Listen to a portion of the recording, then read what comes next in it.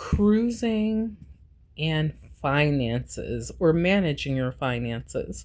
So when you go on a cruise, you really need to be smart about your money, because before you know it, the extra charges can add up to, not a joke, thousands, hundreds for sure. But for some people, they've been caught off guard, and thousands.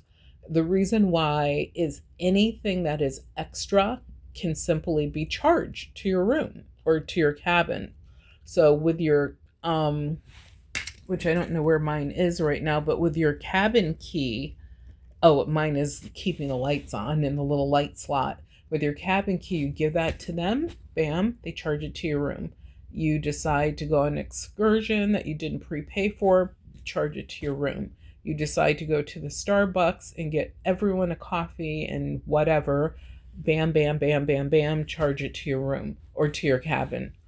You go to the casino, which is, I don't understand, like gambling on credit or debit or however folks do it. I believe if you gamble, it should be cash, cash, cash. And if it isn't cash, then just don't do it. But anyway, you can, of course, just give them your card, and that will be charged to your, and when I say charged to your cabin, it's because they do it by cabin number, because that's how you're like in the system. And obviously you have to have a credit card on file or a debit card that's under Visa, MasterCard. Is there another one? Visa, MasterCard, Discover, American Express.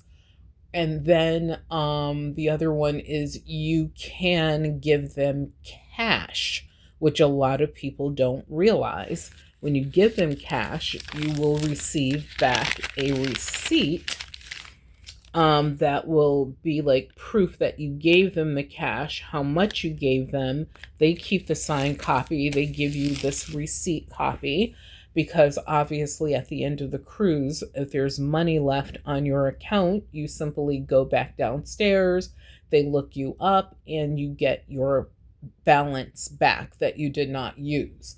I suggest doing that the day before you are going to disembark. Do not do it on the day of disembarkment, because it may be a madhouse down there. And because everyone's trying to get off the ship, everyone's trying to make sure they have their luggage, everyone's trying to make sure their paperwork is in order when they're trying to travel back to wherever they, originated from, etc. So I suggest that you go downstairs or upstairs, wherever it is, and you take care of whatever money you have left on your account by getting it back. Because this is a money trap, leaving cash on your account, because they know that there are some people who will be like, oh, there's only $50 left. And then another person, oh, there's only $20 left. Oh, there's only $5. Before you know it, those leftover, there's only accounts, like balance left, folks have now given this cruise line, any cruise line, an additional stream of income. It's sort of like leaving a balance on a gift card. So you just want to make sure that you take care of that. The other thing is, and I spoke about this a bit, the water packages. I actually found something which is weird, because this was less expensive if I had just gotten it on the ship versus purchasing it. So I might talk to them about that. But you can pack, as you can see, order any of these 3 options. You could order, I think, more than one of them, but that I'm not 100% sure about. And they will deliver it right to your room. In my case, because I pre-ordered like 2 months ago before coming on this trip, it's already in my cabin waiting for me when I got here. So those are just some things to know about the finances, as far as managing them while you're on your trip, so that you don't end up with a trip that you thought you were going to spend $2,000 extra on, as far as like excursions and extra special food and a bunch of stuff that you're bringing home, and I have no idea what. Like, I'm just making up a number. I think 2,000 seems to be high, especially for an all inclusive experience such as this.